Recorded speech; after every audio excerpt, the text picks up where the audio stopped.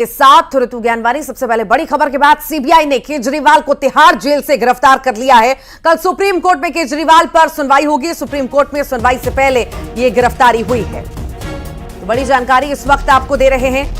केजरीवाल को तिहाड़ जेल से गिरफ्तार कर लिया गया है। साथ ही साथ आपको बताएं, कल सुप्रीम कोर्ट में केजरीवाल पर सुनवाई होनी है और इससे पहले तिहाड़ से गिरफ्तारी, सुप्रीम कोर्ट में सुनवाई से पहले यह गिरफ्तारी हुई है।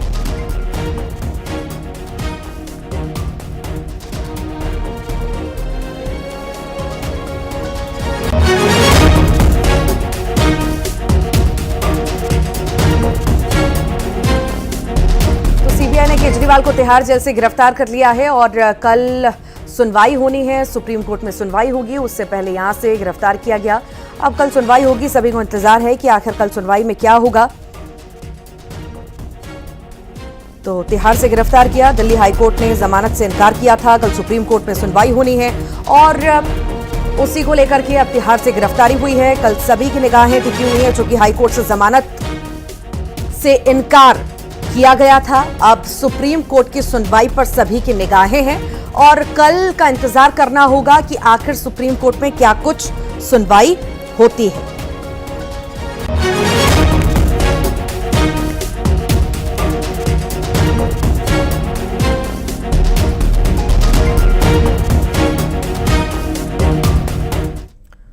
शिवपुरी का जिक्र करते हैं। बाल बाल बचे केंद्रीय मंत्री ज्योतिरादित्य सिंधिया आभार सभा के लिए जो मंच बना हुआ था वो गिर गया। तेज बारिश के चलते आभार सभा का मंच गिरा। जनता के अभिवादन के दौरान मंच गिर गया। तेज बारिश के चलते मंच गिरा और आपको बताएं, सिंधिया ग्वालियर के लिए फिर रवाना हो गए।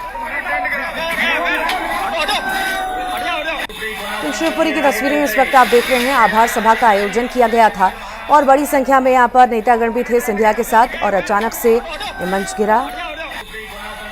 राहत की बात रही कि कोई घायल नहीं हुआ है। जनता के अभिवादन के दौरान मंच गिर गया। ये देखिए तस्वीरें शिवपुरी की इस वक्त आप देख रहे हैं, जहां पर ज्योतिरादित्य सिंधिया पहुंचे थे आभार व्यक्त करने के लिए। जनता का कितना प्यार लुटाया और इतने वोटों से जीत उन्हें दिलाई, इसी के चलते आभार जताने पहुंचे थे। ज्यादा जानकारी के लिए अशोक अग्रवाल हमारे साथ जुड़ गए हैं। अशोक, ज्यादा जानकारी मामले में। आपको बता दूं कि केंद्रीय मंत्री ज्योतिरादित्य सिंधिया केंद्रीय मंत्री बनने के बाद पहली बार अपने लोकसभा क्षेत्र के दौरे पर थे। आज शिवपुरी में उनका कार्यक्रम था। रोड शो के बाद जैसे ही वो आभार सभा के लिए मंच पर पहुंचे, मंच पर उद्बोधन के बाद जब वो जनता का धन्यवाद हाथ हिला करके धन्यवाद कर रहे थे, उसी समय अचानक से टेंट गिर गया, क्योंकि तेज बारिश के बीच में ये कार्यक्रम चल रहा था। तेज बारिश और आंधी चल रही थी, इसी के चलते अचानक से टेंट गिरा। अच्छी बात ये रही कि कोई भी सिंधिया सहित जो भी मंचासीन थे, किसी को भी कोई चोट नहीं आई है, सभी सुरक्षित थे। उसके बाद सिंधिया यहाँ से ग्वालियर के लिए रवाना हो गए। जी ठीक, बहुत बहुत शुक्रिया अशोक। भिंड का जिक्र करेंगे। खाद्य सामग्री में मिलावटखोरों पर सख्ती दिखाई गई है। पवन ट्रेडर्स गोहत पर छापामार कार्रवाई हुई। 1,36,000 कीमत की खाद्य सामग्री जब्त की गई। कलेक्टर के निर्देश पर यह कार्रवाई को अंजाम दिया गया।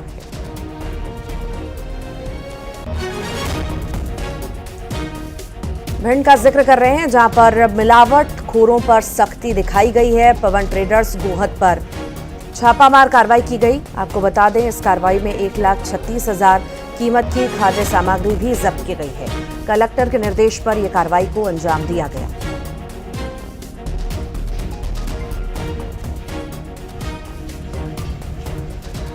तो लंबे वक्त से शिकायतें मिल रही होंगी और उसके बाद यह कार्रवाई को अंजाम दिया गया है। दरअसल मिलावटखोरों का खेल जो है लगातार जारी है और इसी बीच खाद्य विभाग भी सक्रिय है, लगातार एक के बाद एक छापामार कार्रवाई कर रहा है। इसी बीच भिंड में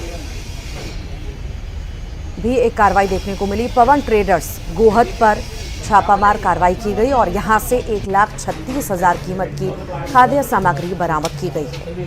कलेक्टर के निर्देश पर यह कार्रवाई को अंजाम दिया गया।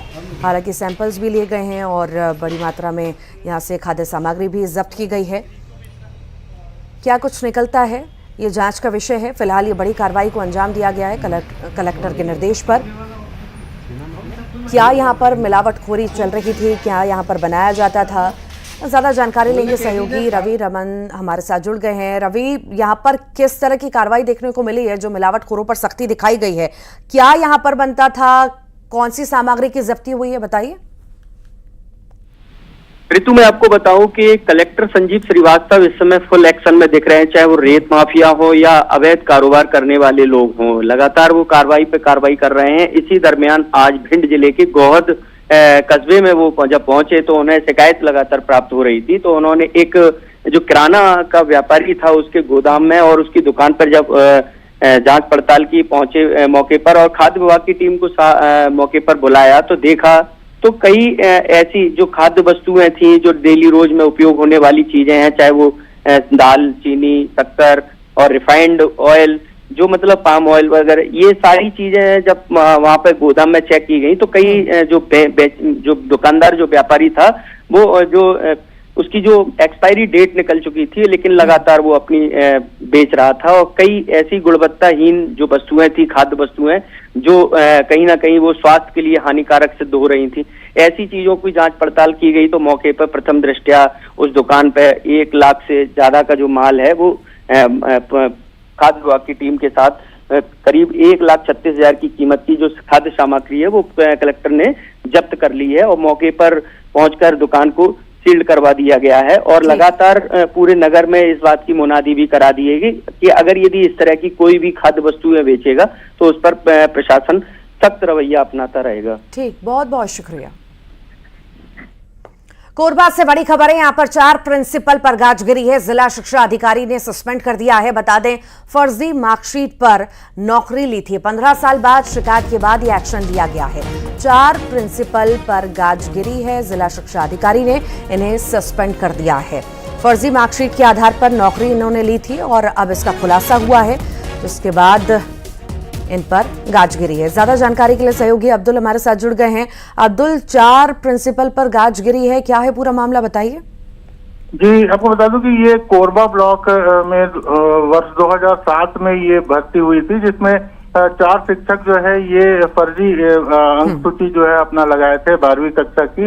उसके सहारे ये नौकरी कर रहे थे, जिसमें मिनेश कौशिक, विनोद निराला और रामलाल जांगड़े और दिलीप कुर्रे, ये चारों जो है प्रधान पाठक प्रिंसिपल, जो उनके ऊपर जांच बीओ द्वारा कराई गई जिला शिक्षा अधिकारी के द्वारा।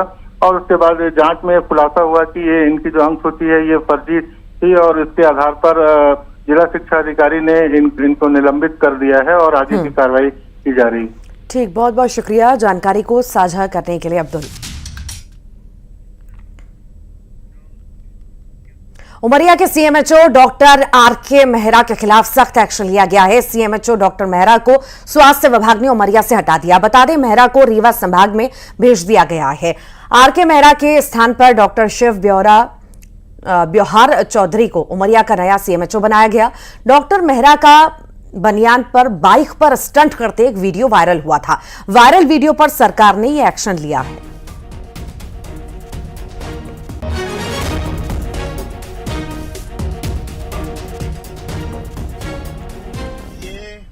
जिले के सीएमएचओ दादा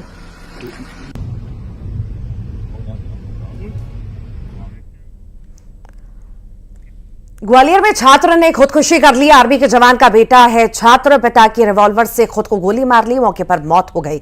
मोहित नाम था। मामला दर्ज कर फिलहाल पुलिस जांच पड़ताल में जुटी है। क्या कारण रहे, इसकी जांच पड़ताल अभी जारी है। आर्मी के जवान के बेटे ने आत्महत्या कर ली। पिता की रिवॉल्वर से खुद को गोली मारी और मौत को गले लगा लिया।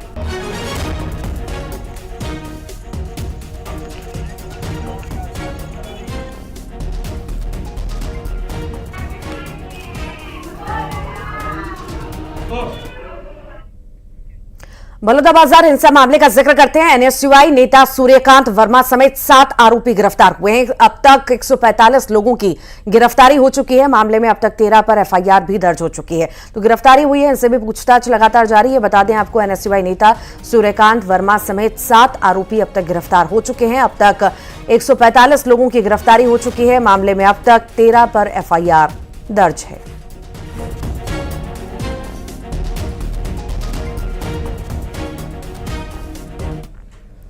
और सीएम विष्णुदेव साय दिल्ली दौरे पर हैं। इसी दौरान सीएम ने संसद भवन में पीएम मोदी से मुलाकात की और तीसरी बार पीएम बनने पर बधाई दी। साथ ही छत्तीसगढ़ विजन 2047 के बारे में पीएम मोदी को जानकारी दी। छत्तीसगढ़ में नक्सलियों के खिलाफ चलाए जा रहे अभियान को लेकर भी चर्चा हुई। इसके बाद सीएम साय ने केंद्रीय गृह मंत्री अमित शाह से मुलाकात की। संसद भवन में सीएम छत्तीसगढ़ के सांसदों से मिले और उनके साथ लंच किया। ये 3 तस्वीरें आपके सामने, पहली गृह मंत्री से मुलाकात, फिर पीएम से मुलाकात और तीसरी तस्वीर सांसदों के साथ मुलाकात और लंच की।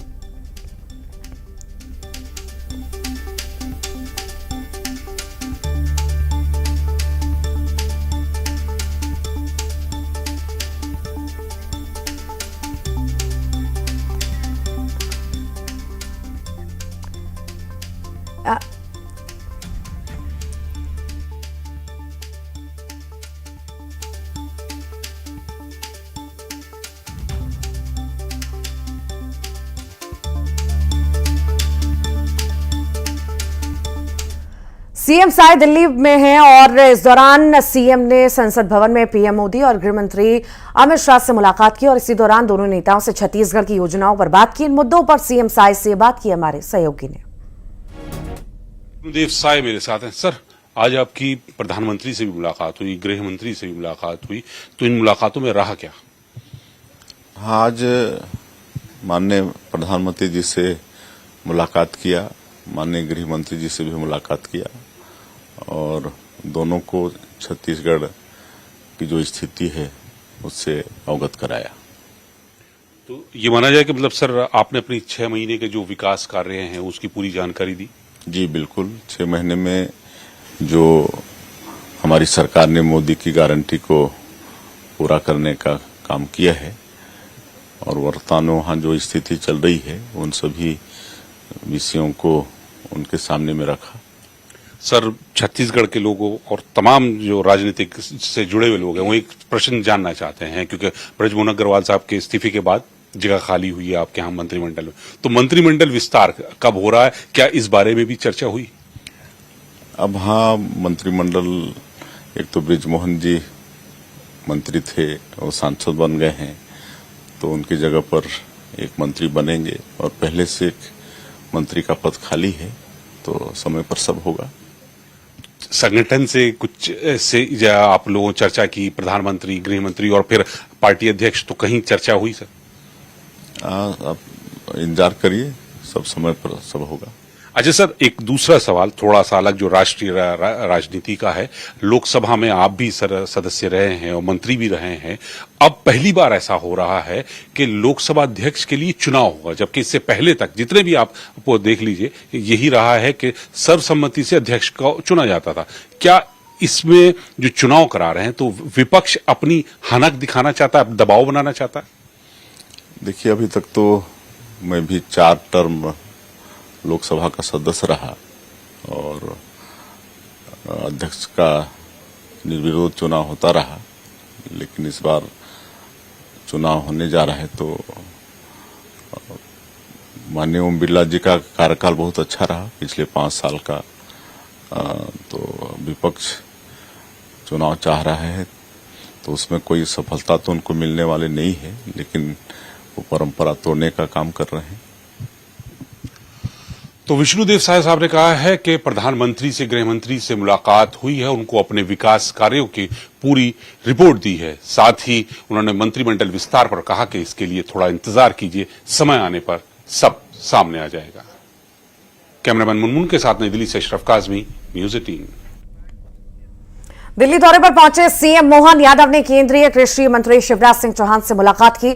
दोनों के बीच कई विषयों पर बातचीत हुई। कृषि मंत्री शिवराज सिंह चौहान ने बताया कि मध्य प्रदेश में कोदो कुटकी मोटे अनाज के रूप में विशेषकर आदिवासी क्षेत्र में होता है। अभी तक मिनिमम सपोर्ट प्राइस पर कोई खरीद कोदो कुटकी की नहीं होती थी। अब हमने 4,290 रुपए जो रागी का समर्थन मूल्य है उसी पर कोदो कुटकी की खरीदी करने का फैसला किया है, ताकि श्री अन्न को हम बढ़ावा दे सके और आदिवासी भाई बहनों को उचित दाम मिल सके।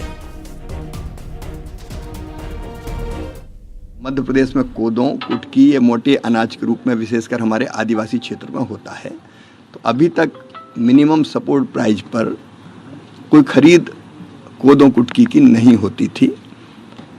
अब हमने 4,290 रुपया जो रागी का समर्थन मूल्य है उसी पर कोदो कुटकी की खरीद करने का फैसला किया है, ताकि श्री अन्न को हम बढ़ावा दे सकें और आदिवासी भाई और बहनों को उचित दाम मिल सके। मूंग की खरीदी की अनुमति भारत सरकार ने अभी मध्य प्रदेश को दी है। समर मूंग काफ़ी होता है। माननीय मुख्यमंत्री जी ने कहा है कि मूंग भारी मात्रा में उत्पादित हुआ है। तो एक निर्णय बहुत बड़ा निर्णय है जिसमें माननीय प्रधानमंत्री जी का जो प्रोत्साहन देते हैं श्री अन्न करके, ऐसी हमारी अपनी राज्य की फसल कोदो कुटकी वो MSP में छूट गई थी। मैंने माननीय कृषि मंत्री जी के सामने वो विषय रखा है। रागी एक उसके इक्विवेलेंट एक फसल है, उसके बराबरी से उसको MSP में लाना चाहिए, ऐसा सुझाव दिया। अभी आपको बताएंगे, आपने उस बात को माना है, मैं धन्यवाद देना चाहूँगा। इसी प्रकार से हमारे अपने सरबती गेहूँ या बासमती चावल या मूंग की फसल का रकबा खरीदी में उसका दायरा बढ़े। दिल्ली दौरे पर पहुंचे मुख्यमंत्री डॉक्टर मोहन यादव ने कई केंद्रीय मंत्रियों से मुलाकात की। उन्होंने नगर विमानन मंत्री किंजरापू राम मोहन नायडू से मुलाकात की। दोनों की मुलाकात राजीव गांधी भवन में मंत्रालय में हुई। मुख्यमंत्री मोहन यादव ने केंद्रीय वस्त्र मंत्री गिरिराज सिंह और राज्य मंत्री पवित्रा मार्गरेटा से उद्योग भवन में भेंट की।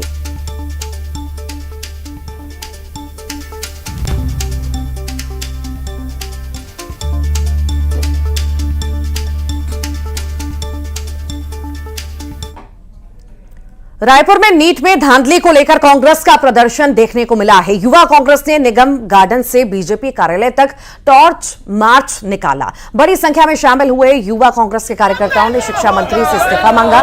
साथ ही जो परिणाम आए हैं उसको तत्काल रद्द करते हुए फिर से परीक्षा लेने की मांग की गई है।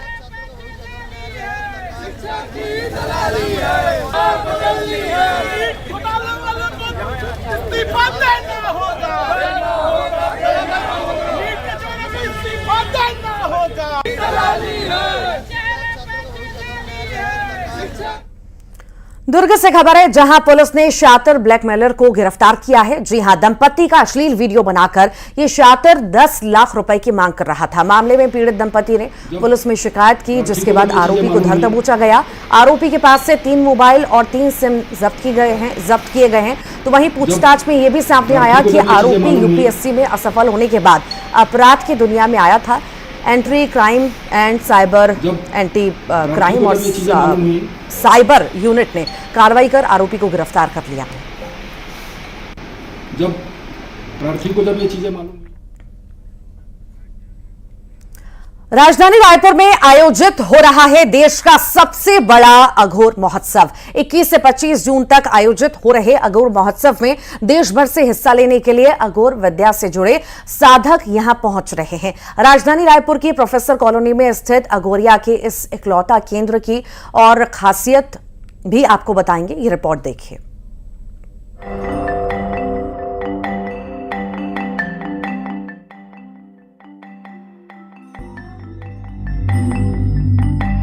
जहां जमावड़ा लगा है देश भर से आए तंत्र विद्या के साधकों का।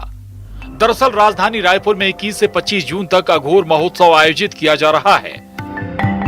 रायपुर में अघोरियों का देश का ये इकलौता ऐसा मठ है जिसका पूरा गुंबद श्री यंत्र से बना है। यहाँ पिछले 21 सालों से लगातार जल रही धूनी में सुबह 4 बजे से रात 2 बजे तक यज्ञ का सिलसिला जारी रहता है। तंत्र साधना के लिए ये तारीख और समय बेहद मायने रखते हैं। और अब सुमेरु मठ की खासियत भी सुनिए। यहाँ श्री यंत्र से बना गुंबद, जिसकी ऊंचाई करीब 30 फीट जबकि चौड़ाई 37 फीट से ज्यादा है। बनावट ऐसी कि यहाँ 24 घंटे सकारात्मक ऊर्जा का प्रवाह बना रहे। ये छत्तीसगढ़ और महाकौशल प्रांत में ये पहला और एक अकेला अघोरपीठ है। यहाँ पर जो शिवलिंग है ये पारस शिवलिंग है और चूंकि शिवलिंगों में सर्वश्रेष्ठ शिवलिंग पारस शिवलिंग को माना जाता है, तो इस तरीके से मध्य भारत का ये अकेला पारस शिवलिंग का मंदिर है। बताते हैं कि करीब 16 साल पहले 2004 में बाबा औघड़नाथ रायपुर आए थे। उन्हीं के निर्देश पर यहाँ मठ बनाया गया। मठ के निर्माण से पहले ही बाबा औघड़नाथ ने यहाँ छोटे से मंदिर का निर्माण कराया, अखंड धूनी जलाई और मठ की जिम्मेदारी शिष्यों को सौंपकर चले गए। साल 2018 में मंदिर के भव्य निर्माण के बाद इसका लोकार्पण किया गया। मठ की खासियत ये कि यहाँ का सेवा कार्य, आरती, पूजा, भोग और अग्निहोत्र बाबा औघड़नाथ की महिला शिष्या कराती हैं, जिन्हें मठ में मां कहकर पुकारते हैं। मठ विश्व का एकमात्र ऐसा अद्वितीय श्री यंत्र मंदिर है जिसका गुंबद ही श्री यंत्र है। आप देखेंगे जैसे श्री यंत्र पर ये 43 कोने हैं और हर कोने में पारद शिवलिंग की स्थापना है। पारद शिवलिंग इसलिए भी सर्वश्रेष्ठ हो जाता है क्योंकि पारे को शिवलिंग में सर्वश्रेष्ठ माना गया है और विश्व में ऐसी संरचना ये अद्वितीय। अपने आप में अनूठा सुमेरु मठ, जहां बाबा औघड़नाथ की गद्दी भी लगी हुई है। पिछले 10 सालों से लगातार अघोर महोत्सव इन्हीं तारीखों में मनाया जा रहा है और हर साल की तरह सुमेरु मठ इस बार भी आध्यात्म का केंद्र बना हुआ है। तनु वर्मा, न्यूज़ 18, रायपुर।